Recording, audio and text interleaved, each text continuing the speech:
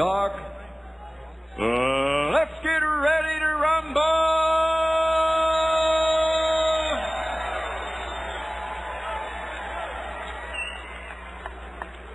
Introducing first, fighting out of the red corner, with trainer John David Jackson wearing black with silver. He stands 6'3" and officially weighed in at 229 1/2 pounds.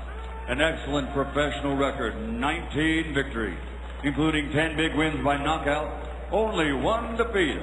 From the city of brotherly love, Philadelphia, Pennsylvania, USA, the challenger, Brian "Bye-bye" Jennings.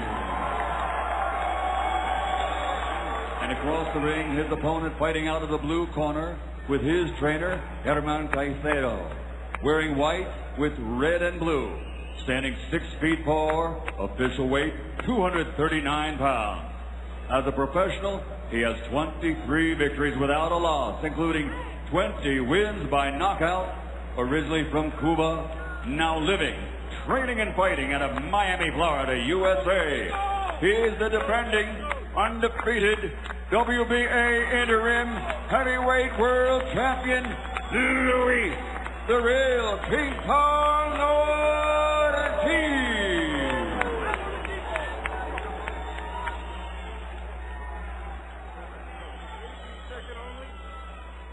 Gentlemen, you received your instructions in the dressing room. I expect a clean bout out of both of you. Touch gloves now, go back to the corner, we'll get going. Vladimir Klitschko was heavyweight champion for a long time. It remains to be seen how long Tyson Fury holds on to that distinction. But the winner of this fight joins a group with Deontay Wilder and Anthony Joshua, I think, as the most interesting of the heavyweight contenders. Despite whatever belt anyone may hold, those are really the contenders that are most interesting out there. The winner of this fight joins that group.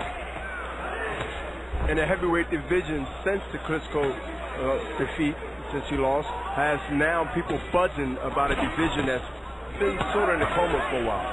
Yep. Early on, Ortiz landed some hard body shots. Now Jennings is trying to equalize that, throwing to the body himself. Break! Break! Don't punch, don't go.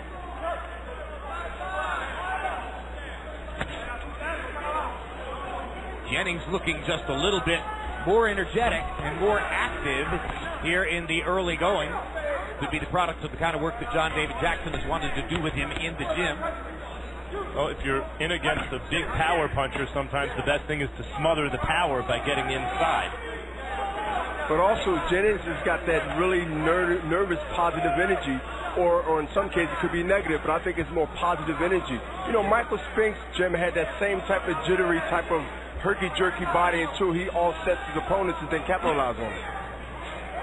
Particularly at heavyweight when he was fighting bigger fighters, and Luis Ortiz looked amused at first when Jennings was coming at him, and Jennings flipped him a couple times and the smile vanished from Ortiz's face. One of the greatest performances I've ever seen was Michael Spink diving into Jerry Cooney and absolutely storming him with seemingly hundreds of punches per round, so that Cooney could never get going.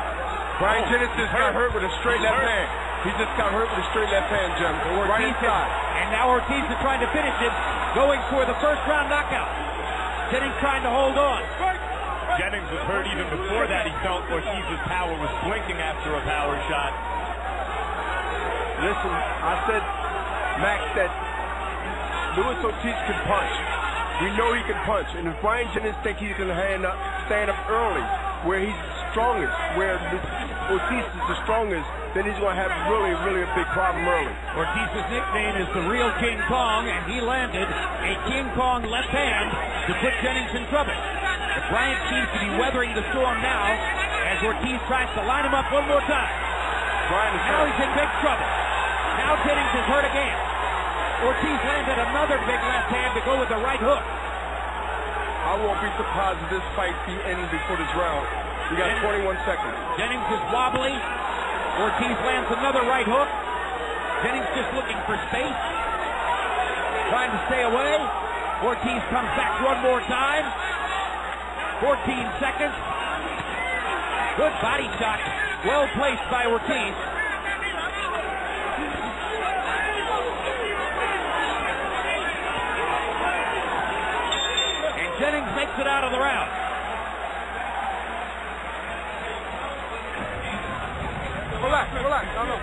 relax. How you feel? Okay, how you feel? Listen, you gotta keep your hands and move that head. He's gonna fire that left hand at you. Okay? Keep your hands up and move your head. Don't stand like, oh, listen, don't, okay. Put it on his back, put it on the neck. Give me some ice on his neck.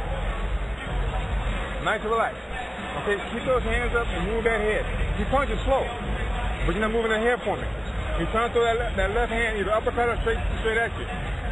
Every time he fires, you have to do it. Here's the right hand that hurts him here.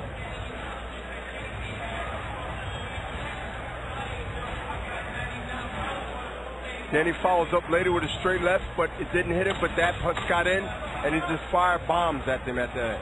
We said left hand at the beginning, but it looks like it might have been that right hook that really got him in trouble. Yeah, that started it, Jim. Quick shot inside. I heard John David Jackson says the punches are coming in slow from Ortiz. But Ortiz is so relaxed, the winner of 350 amateur fights, having spent time on La Finca, the farm in Cuba where the top amateurs train, that the punches still get there quickly, even though it appears as though he's not punching that fast. He's relaxed and places them well. Bernard, is Jennings' head fully clear yet? No, I think he's still a little hurt because he's still got that wide type of, what happened there in that first round. And, that's in his head, but he has to be careful if he wants to not only to have a chance to win this fight, but not get hurt again. Now Bryant is throwing again. Ortiz landed 33 out of 88 shots in the first round. Jennings was only 10 of 27. Ortiz landed all the punches in the last minute of the round when Jennings was simply trying to stay away. And see, right now, Brian Jennings is inside, but he should be working the body. You chop the tree down, you chop it down by hit the body, and kill a head. You got to work up, down and up and down.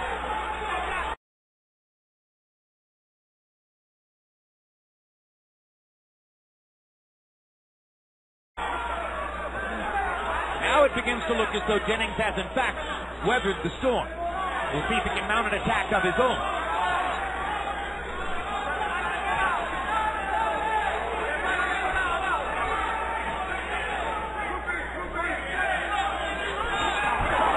Right hand for Jennings.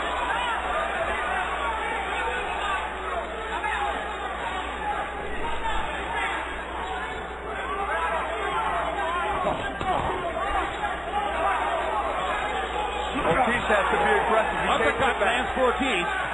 He can't sit back and wait on Bryant to throw 4 or 5 punches like he's doing now because he can build up rounds with that. But he has to go ahead and put his side, his speed, to try to make Brian Jennings fight desperately. I think Ortiz feels that Jennings is coming at him, so he's going to have the opportunity to land his big shots. But while he's waiting to land that 1 or 2 shots, Jennings is throwing 5 and 6. And working his way back into the fight. Uppercut lands for Jennings. Brian Jennings now, Jim, is chopping the tree down. He's going to the body and he's bringing it up. And he's breaking one. He got one hand tied up, but he's taking that right hand and he's working. He's hitting something. Jennings is beginning to show us what was probably the fight plan before he got rocked in round 1. As you can see, by CompuBox count, this round has been all Jennings. Brian seemed to find something that is better to be in close than outside. Seems to be the game plan from the jump.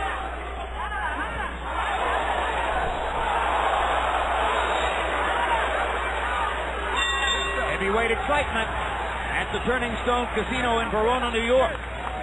And there's a look at the Ortiz family. Wife Lise and the kids, Lise Mercedes, Lorielli, and Luis, I should say. Doing his fight, which is on the inside. Mid-range and long range, and then you turn. Okay? Set up the shot. Set up the looping shot with a jab, a good jab. All right? Now breathe. Don't fight his fight. All right? You push him and turn. All right? If he closes his distance, you got to control that distance. Here are the body shots by Brian Jennings. Uppercut by Brian Jennings, a right uppercut. He set up off a punch to the kidney, and then he went straight up with the right hook.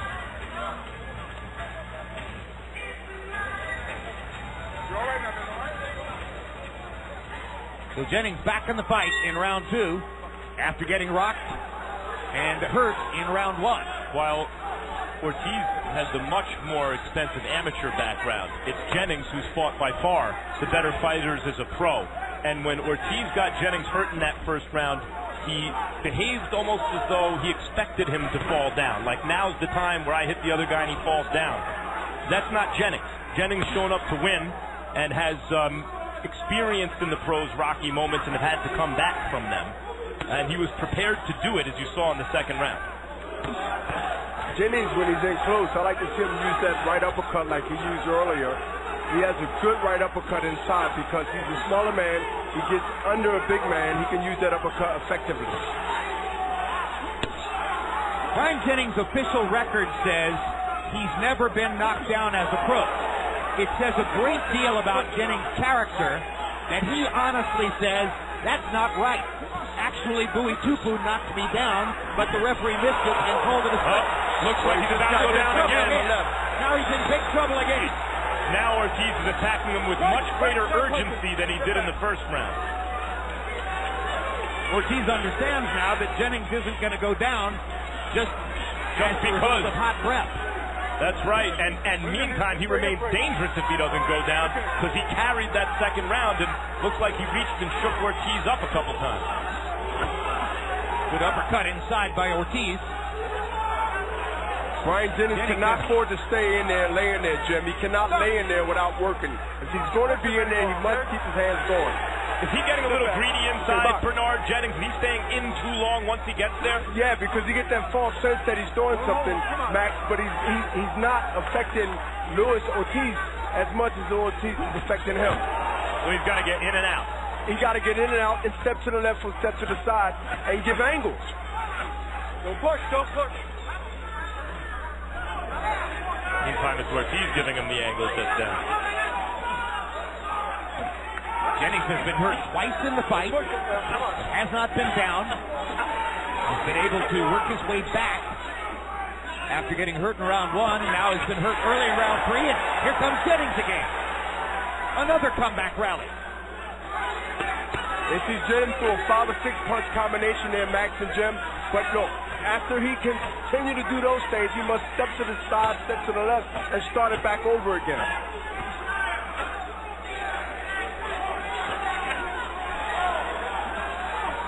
He must use his speed for his advantage because he's quicker, he's faster, but he has to use it to effectively make something happen later.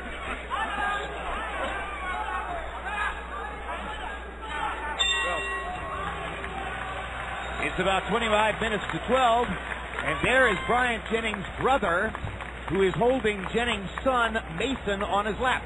Moments ago, Mason appeared to be falling asleep. Meanwhile, Luis Ortiz is in the ring trying to put his father to sleep. All right?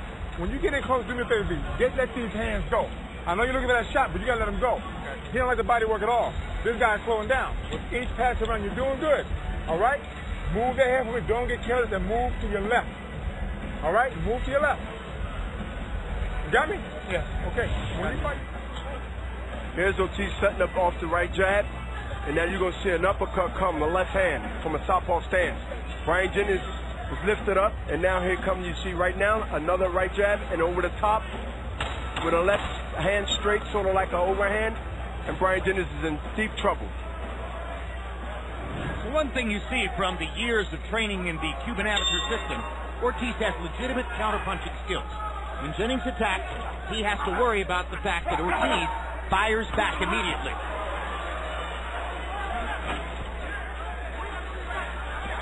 Harold, how'd you have the first 3 rounds? Okay, Jim, I got a 2-1, 29-28, Luis Ortiz. You know, Jimmy had that big first round where he hurt Brian Jennings. He won that round, that's for sure. He hurt Brian Jennings in the 3rd round, so Luis Ortiz won that round.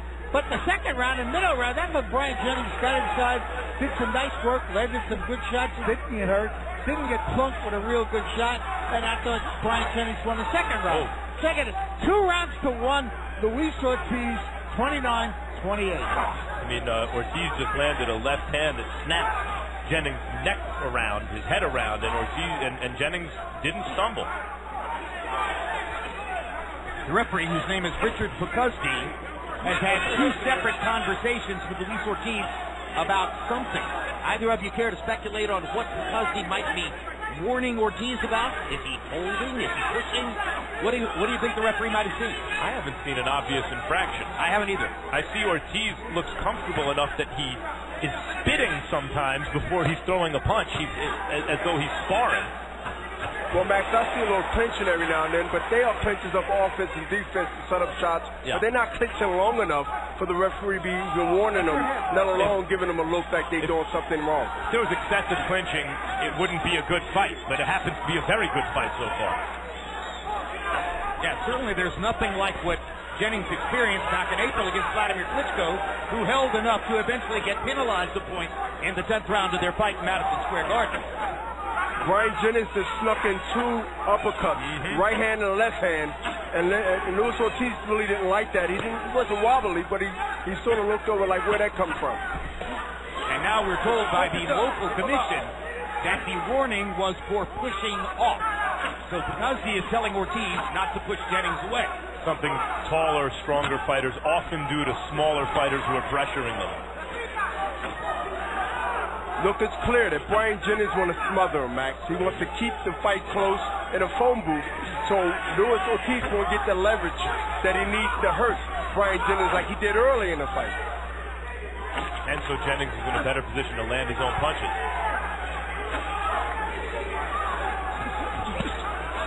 Jennings having another good round by CompuBox count. And if he wins the round on Harold Letterman's scorecard, then we'll be off to a seesaw start. Ortiz winning the odd-numbered rounds and Jennings winning the even-numbered rounds. Good heavyweight scrap, as we said. The division's wide open now with Tyson Fury not exactly looking like he has a stranglehold on the championship. Who wants it?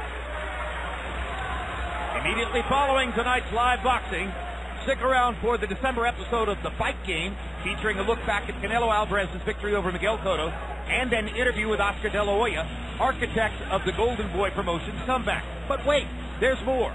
This Wednesday, it's the premiere of a special year-end edition of The Fight Game.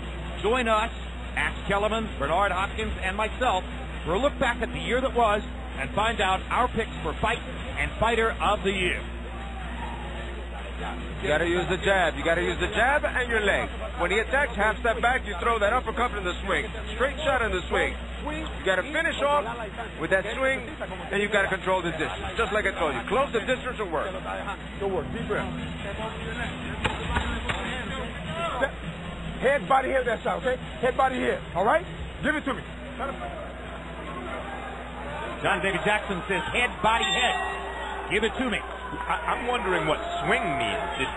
Did I hear that right? You have to close it with a swing? Do you know what that means? Close it with a swing, either left hook or right hook, but make sure that you be the last one that punch so it can be counted from the judge's ringside. So a swing is in a crooked punch. Absolutely.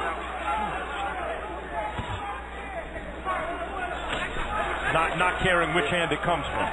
Either hand, either hand. The hand that gets there is the one you want to use. Ooh. Pretty fancy for a big guy.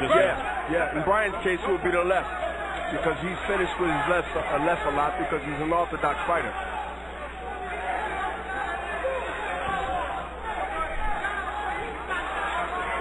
What a lively heavyweight fight. Good fight.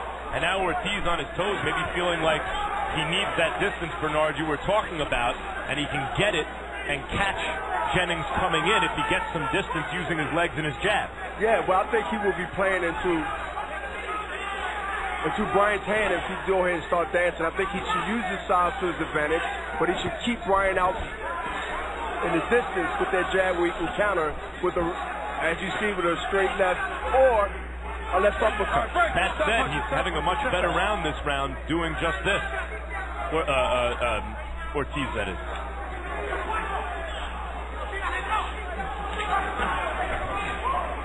When Ortiz has space to work, he's hard for Jennings to handle.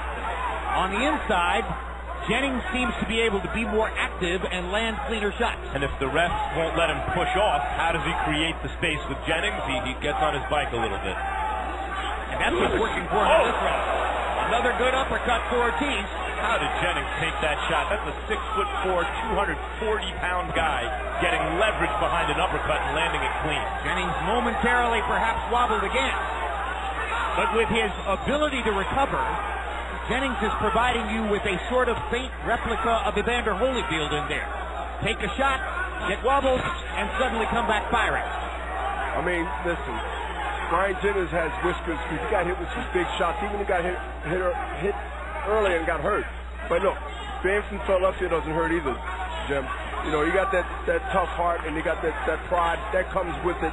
Think about the size and the amateur experience of the last two fighters that Jennings has faced, Klitschko and now Ortiz. Amazing that he can hold his own with that level and that size fighter. Exactly. Particularly since both Klitschko and Ortiz had deep, long, very meaningful amateur careers.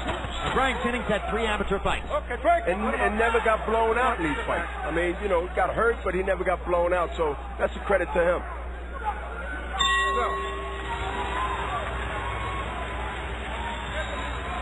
I ain't going in and talk to him. I can't coach like I can talk to him. Listen, do him a favor. This guy, listen, he can't even dance. You got to get inside and let your hands go. Don't get inside and get satisfied. When you get there, you're in there for a reason. Let your hands go. You're breaking this guy down. Okay, but if you're going to let him just dance around and look at you, and you're going to look at him, you're going to get those rounds away. You did the right thing, but when you got close, you can punch. Listen, move that head and gamble. Catch it and then fire to the body. Only time it touches you when you leave your head just right there. Move that head and go, but get inside. Don't fire so far away. Here is Ortiz baiting Jennings in with the left uppercut. And you know, if it's going to be a punch that really hurts Jennings in the future of this fight, it will be that uppercut, whether it's the left or the right. But in this case, for Ortiz, it will be the left. So let me correct myself. I said that Brian Jennings had 3 amateur fights. Now I am told he had 17 amateur fights. It was Jason Sosa in our first fight who had 3 amateur fights. Thank you so much, Matt. Great correction. CompuBox numbers through 5 rounds. Ortiz, 98 out of 336, 29%. Jennings, 106 out of 249, landing at a 43% rate. So Jennings is the one who is more accurate. And some of that is because he waits to launch until he's inside at close range with Ortiz. Yeah, but along the point you were making, Jim, that usually when we see heavyweights in particular pick up the sport late, in Jennings' case at the age of 18 after sustaining a football injury, which is usually how it happens nowadays in this country, in order to have success, they need real punching power. Jennings has done what he's done so far, not only lacking the super heavyweight size, but not really being a one-punch guy. It's remarkable. We told you earlier that Jason Sosa was a running back in high school. Jennings, by his account, was an outstanding defensive end / outside linebacker. He says, I was the best in the Philadelphia area my senior year of high school.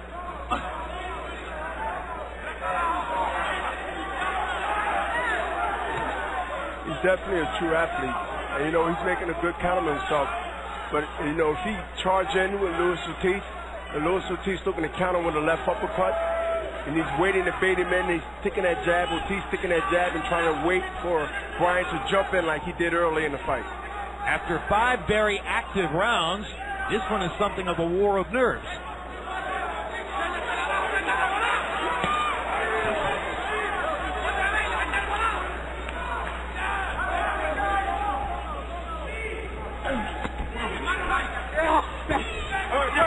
Bernard, I'm increasingly impressed with the flow of John David Jackson's instructions to the fighter in the corner, round by round. I think he picks out the right things and is very intelligent in the way he guides the fighter through the fight. Well, absolutely. He's telling them the right things, and you're also telling them, when you're inside, let your hands go. You know, wing the hook. You know, let your hands go and try to get those rounds in the bank early. So now you make Luis Ortiz, Jim, play catch up. Let the big man lift his feet, try to catch you off, try to cut you off, and try to catch you. And when you have the big man behind the 8-ball, which means he's trying to catch up because the lead is went to Brian Jennings, it makes him desperate, it makes him vulnerable. This is the most even round in the fight so far. Neither man has landed anything big. Ortiz achieves position with his feet to punch. but then Jennings' kind of busyness keeps him from actually throwing his own hands at times.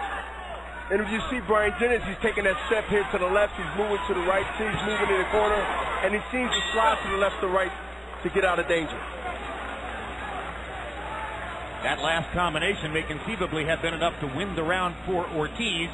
This Tuesday, Real Sports closes out 2015 with a special year-end show featuring the full roster of correspondents looking back at the most memorable moments of the show's 20-year run. So, if you love the year-end summary idea, Real Sports on Tuesday night gives you a 20-year summary, a highlight to the best shows over that period, and then, of course, the fight game has the year-end boxing Wednesday night.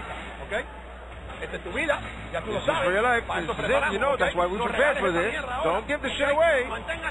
Come on, stay on your game and repeat it. You gotta move.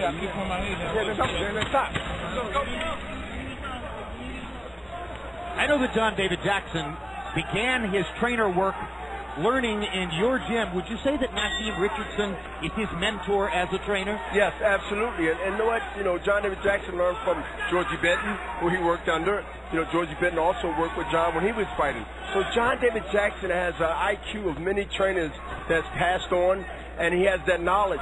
And also, he's a champion himself. So that's a plus. That's a plus for Brian Jennings.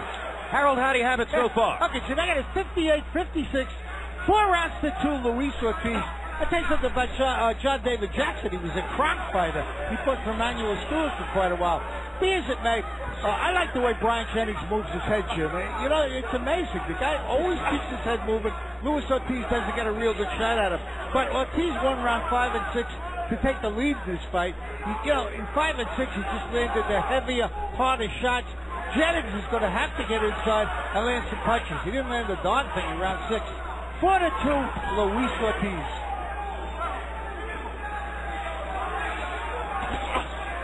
Body shot by Jennings. Ortiz is looking almost exclusively upstairs at this point.